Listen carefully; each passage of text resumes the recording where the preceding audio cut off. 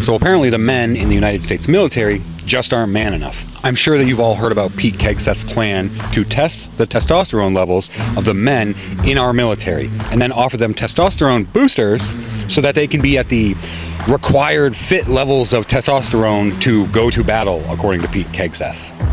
We must constantly look for new ways to optimize your performance, your resilience, and your long-term health.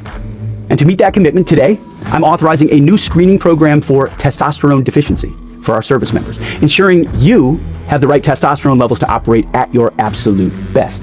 It's like they think that we live in a cartoon, like they could just boost all of our soldiers with testosterone and we're all of a sudden going to have some kind of a fucking super army. Like they're all Popeye and we're just going to give them the green spinach, which you know is a metaphor for steroids, drug use. At least I hope you know that. Do you have any idea what the implications of this are? Like any at all? I'm beginning to worry that you don't. So these guys will get prescription grade testosterone boosters. You know, they're not going to get some cheap over the counter CVS crap. They're going to get the good stuff, which is basically steroids. I don't need to tell you that testosterone boosters and steroids have negative side effects like increased agitation, increased aggression, increased sexual libido, lack of impulse control, headaches, heart problems, you name it.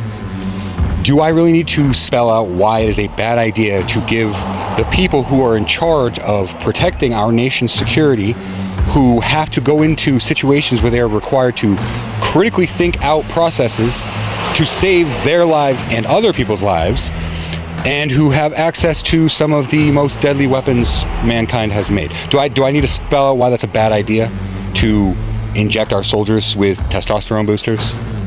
I mean, the other implication is, what if you refuse? What if you're an active duty soldier and you refuse to get tested? Or if you get tested and you refuse the boosters, are they going to kick you out? Are they literally trying to create only a military of steroid-infused soldiers? We already know that they don't want women in the military, so testosterone boosters, I don't see how that would drive the women out, but the actions of the soldiers on those boosters might. Listen to what Jesse Waters say, and it's disgusting. I want these guys on it, but you know what's going to happen? The guys that don't need it are going to take it to triple boost. Right. And then they're going to get out there, and women on base, you guys better be careful. Port calls, women in Asia, you better be careful, because these guys are going to be wild animals, and you better watch out. Women on base, you better be careful.